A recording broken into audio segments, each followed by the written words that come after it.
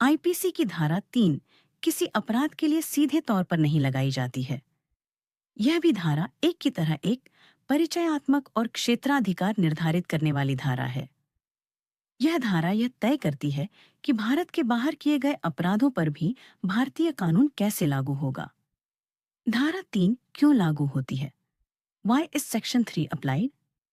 धारा 3 का उद्देश्य भारत से बाहर अपराध करने वाले व्यक्ति पर भारतीय न्यायालयों को मुकदमा चलाने की शक्ति देना है।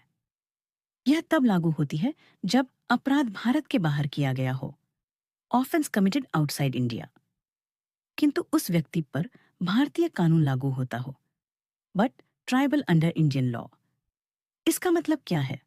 What does it mean?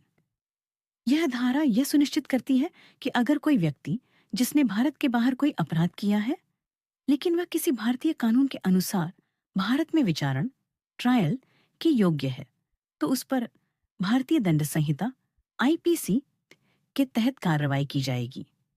उदाहरण उदाहरण मान लीजिए एक भारतीय नागरिक अमेरिका में किसी व्यक्ति की हत्या कर देता है।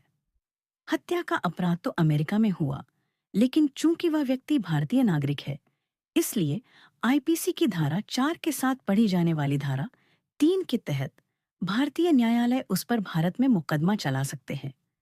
इस स्थिति में धारा 3 यह बताती है कि उस विदेशी कार्य को ऐसा समझा जाएगा मानो वह कार्य भारत के भीतर किया गया था और उस पर आईपीसी के प्रावधानों के अनुसार मुकदमा चलाया जाएगा।